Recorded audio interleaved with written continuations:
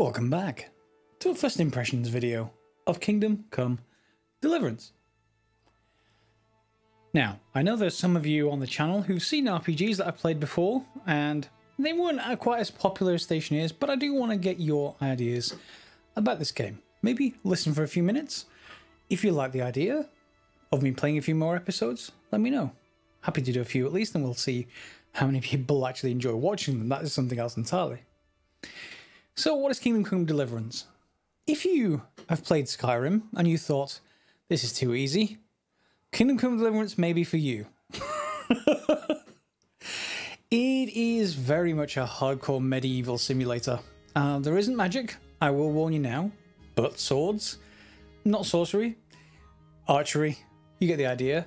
In a medieval landscape, and this is very much a European landscape. It's certainly not in England, or America for that matter. Medieval America, that would just be Native Indian simulator. That might be a different game that no one's really done yet. In any case, Kingdom Come Deliverance starts you off as the son of a blacksmith, and if you've read any fantasy novels at all, that sounds like something where he will become amazingly powerful wizard of some kind. Think of the Belgariad, the Malorian, those kind of books by David Eddings. Pretty much everything else, including the Wheel of Time series by Robert Jordan, rest in peace. And yeah, he's, you know, the son of a blacksmith is destined to become a great warrior or wizard or something along those lines. Henry, the subject of this game, is terrible at everything. So I'm going to start a new playthrough, and I'm going to skip most of the intro. I don't want to spoil the story just yet. If we go into an actual series, we'll perhaps discuss more of the initial story and stuff like that. But it is 15th century, as it says, the Holy Roman Empire. It sounds like something in, you know, Europa Universalis or some other kind of stuff like that. Let's just skip all of this, and we'll get into the start of the game. So you play Henry. You don't get a male or female choice, unfortunately, in the game. Fine state you're in this yes, that's fine. And you get to this screen. This is Henry. Henry is, as I said, useless at everything. Can't swing a sword, can't fire a bow. He's terrible at stealth. And you get a choice with what to actually do. So we'll get to the intro again, as I say, in another series. But for the moment, I'm just going to choose. I was working in the forge, strength. I was sweating in the forge. And I'm just going to skip through that for a second. And I'm going to choose strength again. How? Let's skip through these options. And let's just end the dialogue. Okay, so we're into the world of Kingdom Come. And yes, if you nudge anyone, they will accuse you of doing it on purpose. Let's just get out of the house. There we go.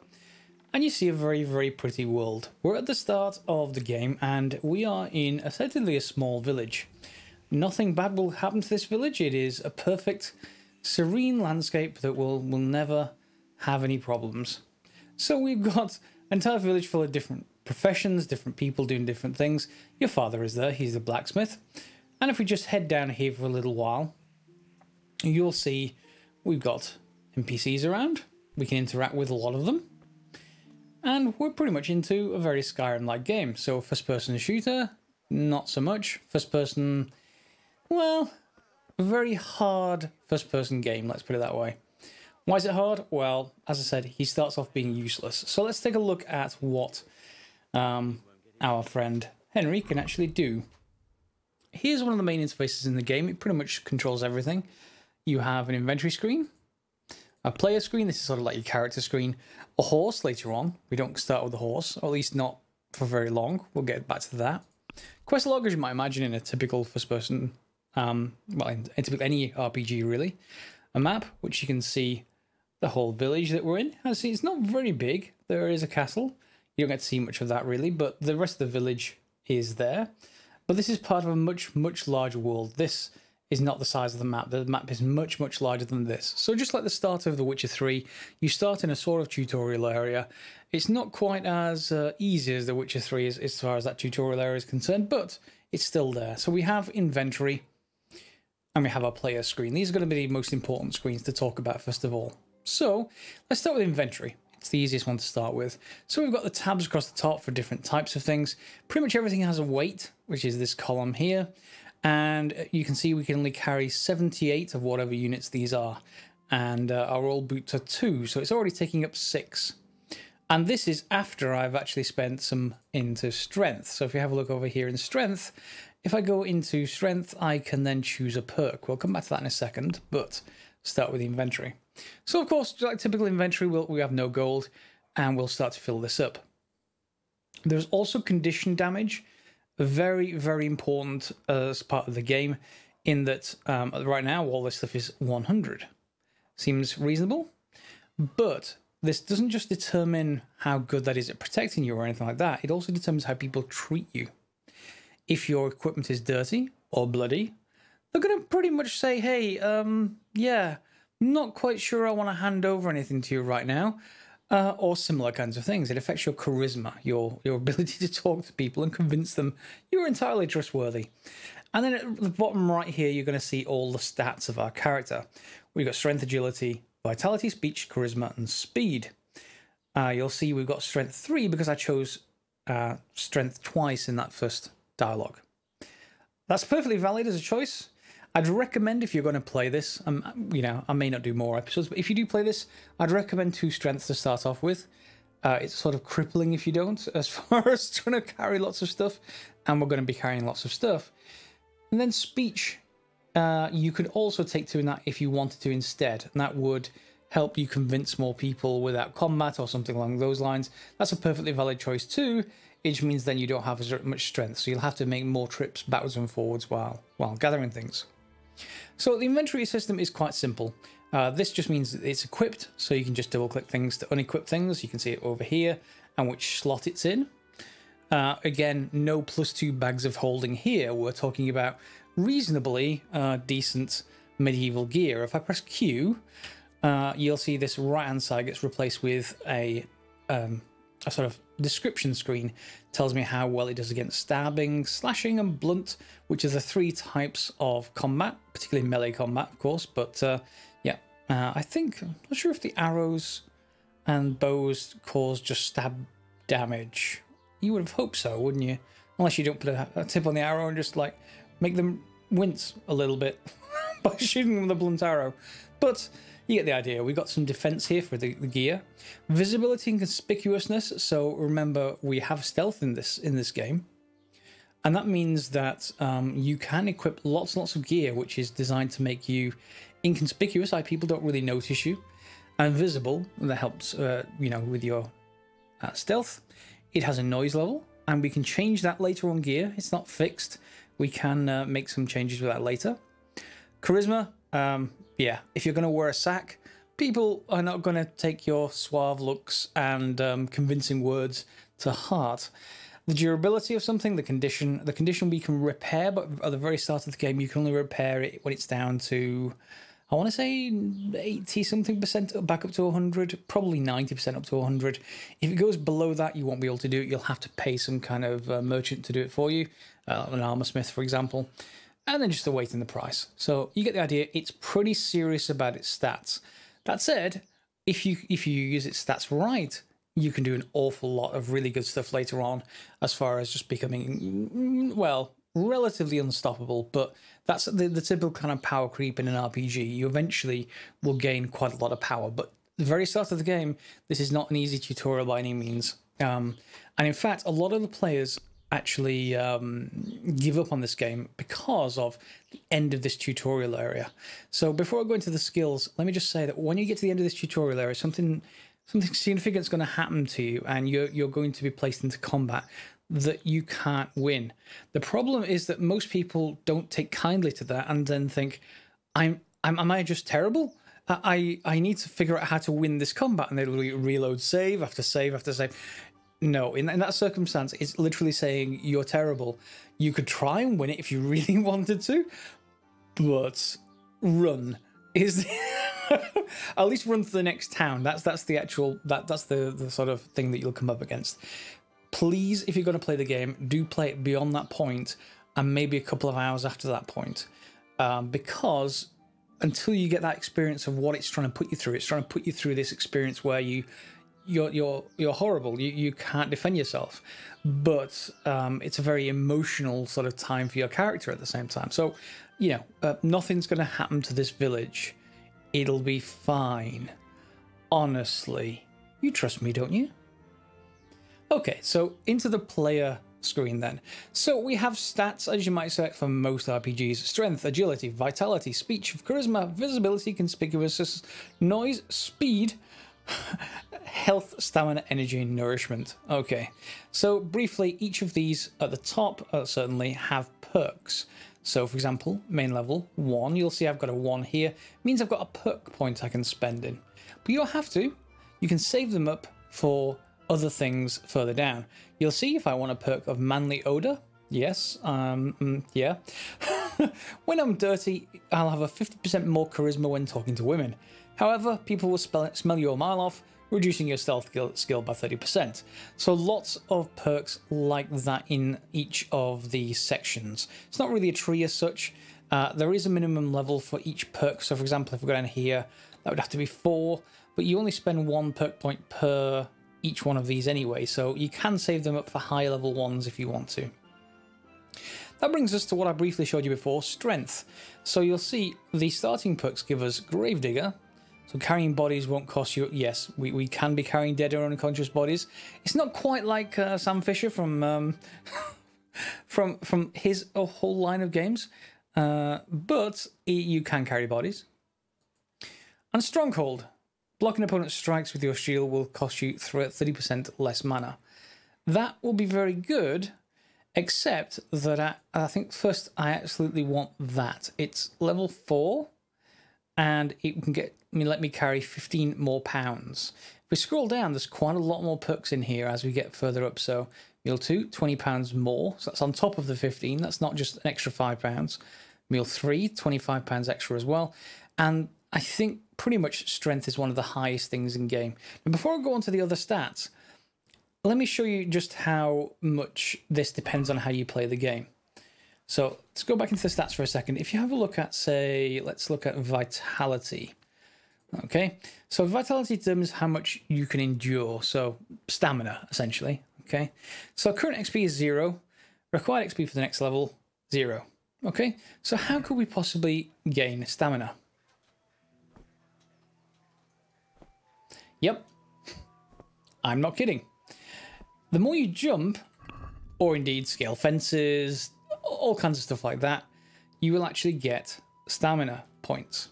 Now, it's not something you should just stand there and just jump up and down or anything, but if you want to run around for a little while, head to a fence, do the usual kind of vault, you'll go over the top and you'll keep going, and you will gain stamina progress or vitality progress. As that levels up, then of course you can get various perks, things like being able to sprint faster, all kinds of stuff. Human dustbin, which is fun, in that you can just eat anything you like. And yes, the condition of food does depend on what happens to you. If you eat food that is low condition, i.e. it's essentially gone off, you'll give yourself poisoning. Don't think this is just going to be you eating cheese wheels in Skyrim. And yes, I know who you are. You're eating those cheese wheels. So yeah, vitality. Agility, that's a lot of things about speed, movement, etc. Evading. Weapons can be based on strength or agility. I don't think we have any weapons yet. Let's just have a look. Inventory. No, I'm pretty much... I don't have anything at the moment. Nope. We'll try and pick up something soon. Speech, and that should be fairly obvious. It affects things like haggling when you go to a merchant. Affects all kinds of things like your interaction with people. So highborn, your interaction with people who think they're blue-blooded and more important than everyone else in the world. And people who are perhaps lower down in the social order in medieval Europe, like beggars or traders, merchants, etc. And then, of course, we've got the other things that we mentioned, visibility and charisma and stuff like that. And that's sort of everything from here on down, if I remember, is just modified by your gear. From here on down is modified by your gear. And then you have states. So this is going to be affected by stuff you eat. You can see right now, I'm hungry. So you need to eat. It's not optional like in Skyrim or many other RPG games. You definitely need to eat. And also, eventually you get tired and you'll need to sleep as well. It's not full-on survival as such. It's certainly not very punishing, so it doesn't take much to eat, but you should definitely do it. And of course you can wash. Yeah, so I'm already clean, is what it's telling me. So if we just head inside for a second and just go over here, head left, you'll see our home has some food. Let's just grab an apple. We can just go over here to food, double click the apple, in fact, or just hold E. And you'll see that food gauge at the very bottom of the screen has gone down a little bit. However, all over the world you will find these pots as well. And when you see one, if you're hungry, just eat from the pot. And my food bar is fine. Also at the start of the game, you'll find this trunk, one of the most important ones. You'll also get them wherever you find your beds, where the beds that you own in the world, you'll find a trunk next to them. And this is essentially stuff that you can keep. Important at the very start of the game, and indeed later, but definitely at the start of the game, are savior schnapps. The game has a save system which is very different from most RPGs. Most RPGs just say, hey, you can save whenever you like, just press escape and save. It doesn't work like that in Kingdom Come. How it works is that you have savior schnapps and you have set points that will auto-save. For example, if I went to go and speak with my father over there, he would, it would auto-save the game. It's an important thing in the game, an important event. However, I can save whenever I want as long as I have a savior schnapps. It will get used up, and unfortunately that's one less savior schnapps, because in this tutorial area of the game, you can't make them. But later in the game, you certainly can. So that's important when you're gathering stuff. Speaking of gathering, and going back to our character, we don't just have stats, we also have combat stats, sort of how well you're going in combat, and also skills. Let's talk about those for a minute. Starting with skills, again, that Henry is not only skillless, he's also illiterate. Remember, medieval Europe? Not many people knew how to read, certainly not in the lower classes of society. So he can't read to start off with. So you have to learn to read, so which means that limits other kind of skills like alchemy. You need to be able to read all kinds of books. Drinking is a fun one. There's nothing complicated with drinking. One of the important ones, and one of the ones with a really good perks, is herbalism. So you'll see something like flower power, horsnip, botanist, and leg day. If I just go to those, for example, flower power, if you've got some fragrant herbs in your inventory, you'll gain 2 charisma. Leg day, whenever you pick some herbs, you'll also start getting experience to strength, and strength is obviously very important for gathering lots of gear, so that's really good as well. If you have a lot of herbs, you can get this, and it'll have a 15% higher price. And that one we don't need to worry about. Well, at least I'm not worrying about, but yeah, the horse will shine less. There's also similar kind of skills in each one of these. So lockpicking, as you might imagine, is very hard to do at the start of the game. You need more training. Maintenance is one of the things that you can do at the start of the game. You can maintain your gear, and that will increase your level, and of course then you will get the ability to say sprinting will cost you 20% less stamina. If you're wearing boots, you're repaired yourself. So all builds on each other into this complex web of different perks that you can build a really, really nice setup with. And then of course we've got buffs and reputation. Now reputation I speak about in the context of stealth. Okay, so everyone around you is watching each other. Whenever they're looking, you need to be aware that... Yeah, I'm not going to worry about him. Whenever you walk by someone, they're going to be looking in certain directions. The game doesn't show you the cone like you would see in various different games that you've seen with stealth before. It will, however, let people take notice of each other. So if I go over here, and let's say I do something bad to this person, if this person is facing them or in any way looking at them, then yes, things are going to go badly to you. They'll raise the alarm, your guards will come running, and things will not work out too well in your favour. However, you can, if you find people who are not being looked at by other people, sort of ambush them. And by that I mean you can sort of choke them out, take all their stuff, and head home with it. Perfectly valid thing to do. You're coming towards me. Can I actually do it without training? Let's see. Do you need help? Shh. Shh. Quiet now. Quiet now. Okay. Let's lie down. Lie down. He's fine. He's just fine. So we can loot. We can steal everything. And we can just walk away. There we go. We can just walk away. And now we have a bunch of stuff. However, it's not as simple as that. Everything we've just stolen is for some magical reason. People know that it's stolen. I mean, in a small village like this, maybe... Yes, there's a cow. In a small village like this, we may well get that people will understand that it's... hey, that's Dave's trousers you're wearing. And you're like, no, I'm not. Yes, they might well understand that. However, after a certain period of time, they'll forget. So, if you want to keep that kind of stuff, well, head home, put it in your chest, and just leave it till much later. You will also get the ability to sell defences, people who receive stolen goods, if you want to play the game that way. But you'll see each of these items now are marked with a red hand, i.e. they've been stolen, and you can choose to do with them what you wish. When you're walking around towns, guards can and will search you over depending on what your reputation is, and that's why I mentioned reputation.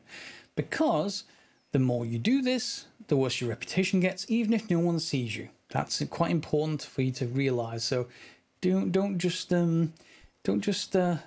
maybe not nick everything that isn't bolted down, and if it is bolted down, don't just go looking for something to pride up with. In any case, we've got this whole village, and if you wanted to do that, you could. To be safe, take it back to your home, put it back in the chest, and you should be, yeah, relatively safe. At least for the first few people. A whole range of sheep here. There's cows elsewhere in the map, and you can kill them. You can take their stuff. Again, that will be marked as stolen if you decide to do that. So you really have a great amount of freedom for how you play the game. It's a very, very open game. One other thing I should mention is the skills. Herbalism, I mentioned, is very important.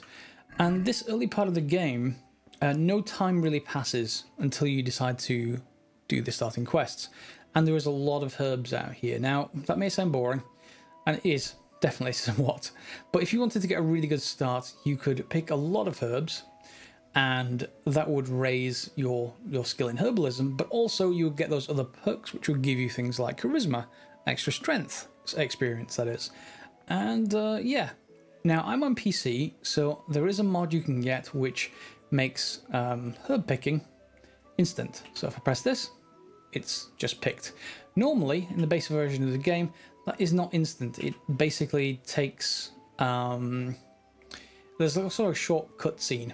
And that's fine for the first time, but gets very, very irritating very quickly. So I definitely recommend that if you're going to do this, do get that mod. I don't think it affects any kind of achievements or anything like that. It's slightly hard to select the right herbs sometimes, but you'll see I've reached a new level in herbalism, and that's pretty cool. So we can choose to level a lot of these skills in this starting area. Herbalism works. You may be able to do a little bit of the drinking. Every kind of potion you drink, or every save potion that you use, the savior schnapps, also puts skill into drinking, because the potions are very often based on alcohol. So yeah, I think that's pretty much it for the basic skills. Is there anything else in here that's worthwhile talking about? Hunting, you can't really do too much apart from the sheep and cows, and you're free to do that, of course, in the tutorial area. Stealth you will just gain as you actually go into sneak mode. Sneak mode, you don't want to let people see you go into sneak mode or at all possible. That is something that's also frowned upon. So if I press C, you'll see I go into a crouch. Yeah, that is something you don't want to let the people see either. Just like taking down people and taking all this stuff. In any case, you can go back up here and dump stuff back up in the chest. So, enough about the game's systems, and let's talk a little bit about the gameplay. What are you going to be doing? Well, you're taking the role of Henry, as I've said before, and you're going to be out in the wide world soon enough, once you get out of the village, and you're going to be going to explore the whole world as much as you can. You'll be driven forward by a main quest line, just like most RPGs, and there are lots of side quests for you to do. You can, of course, ignore the side quests, and of course you can play it much like a sandbox. If you just want to go wherever you like, do whatever you like, you can easily do that. That is no problem at all. However, I would definitely recommend staying with the main quest, at least for the first few hours, because it's going to get you towards getting a horse for yourself. It's going to get you all kinds of different, sort of different benefits, mainly some armor. That would be a really nice thing. And it's going to get you a few other things as well, another home, stuff like that. So you do probably want to do that as much as you can, at least for the first few hours before you decide to go another way. Some people play Skyrim, for instance, or games like that, by just going out and just seeing the first thing, getting distracted, and never getting it through the main quest line. Not that I do that at all. But many of you may well end up for some reason in Skyrim playing a stealthy archer again, and you can't quite remember why. You thought you were going to play a mage. Again, not something I would do. So let me give you some recommendations if you decide to start this game. Number one, you can also ambush guards. However, they can resist, and if they do, well, you're going to have to pay a fine or go to jail. So if you're going to use those saviour snaps, maybe do it just before you try to take down a guard. However, some of the guards have good gear. In particular, they have bows. So you can use the bows to practice on sheep or cows. And yes, it's very, very hard. These are medieval war bows, or so the traditional longbow kind of shape. No double curves here for increasing the power. So these things will be, I don't know, 80, 100 pound draws, which if you haven't pulled back a bow before, that's a lot. And you can't hold it. You can't hold it once it's fully extended and aim. So it's very important to be able to release it soon after you get to full draw. And that's how it's modeled in the game. But you can get archery experience from that. You can get archery or melee experience from the cows, although again, make sure no one sees you doing that. They won't like you sort of taking Dolly the sheep, and well, you can gather a whole lot of raw lamb that way, but let's put it that way. Again, just gather all the herbs that you see. That will certainly give you experience. You can ambush people, take the keys off them, head into the houses, and that will, this is a private area, so yeah, they won't like you if you go into private areas. However, if you pick up people's keys, you can head in there and you don't have to lockpick anything. They carry keys to their own chests. So if you want their stuff, by all means, ambush them somewhere out of the way, but take the reputation hit, and that's entirely up to you.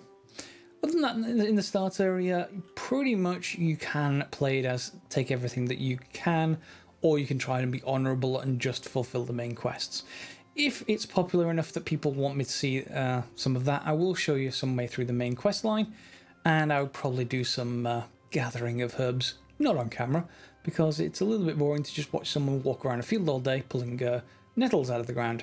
One thing I should mention though, that if you do pull nettles, you will get some resistance to poison and stuff like that. There's an extra bonus perk that shows up after harvesting quite a few nettles. I imagine it'll be like 50 or 100 or something like that. It's not going to be a small amount. I'm avoiding that area in there because that's where one of the side quests start, and I don't want to show those unless we get into a let's play. We have a trader here. Traders work as you might expect them to.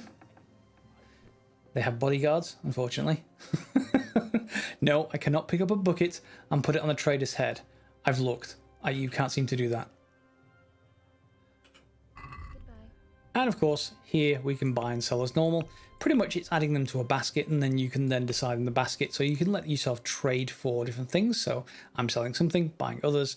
You pay the difference, that kind of thing. And of course, you can then go into haggling and all kinds of stuff like that. But this trader has a bunch of various foods. And importantly, although this marigold decoction is good for once you're in the game, very, very importantly is that they have saviour schnapps. And how many do they have? They have 3. So 3 saves just by selling this trader lots of stuff. So what you could do is gather all the herbs, get that perk that would sell the herbs for more, sell the herbs back to this merchant and use it to buy saviour schnapps that you could use before you did some nefarious activities. We've also got small cobbler's kits and blacksmith kits. That's to increase your maintenance of your gear. So as you're running around, you can take the small cobbler's kit, repair your boots as they get worse, and take a bit of experience that way. Lots of different things, lots of different experience points in lots of different areas. And that's where the downside to the game may come in. It may be just too overwhelming. It may seem like it's too hard because there's just so many systems to actually work your way through. So please don't consider this a short-term game, a quick one. It's meant to have a longer-term gain. You can, don't get me wrong, involve yourself in just a few activities, things that increase strength and, you know, melee fighting and stuff, and have a really good game, ignoring a lot of the other systems. You don't have to involve yourself with them, but if you wanted to be, you know, effectively a very rich magnate owning lots of stuff, then you would certainly want to get lots of gold generating activities to do that, and other such things. You know, you can imagine if you wanted alchemy, which are having lots of potions, including making your own salvation apps, so that you effectively can save whenever you like, then you're going to want alchemy, which means you're going to want to read, which means you're going to want to go to do some other quests. So I'm going to leave it there because that's enough of me talking about the game. Feel free to comment with each other below the video and let each other know if you've played the game, what you thought of it. And it does have its downsides. I will say when it first launched, and this was a couple of months back, there was a lot of bugs to start with. I've played at least the first 5-6 hours of the game. I haven't encountered too many serious bugs. A lot of them has been patched out, so do bear that in mind compared to what people have said.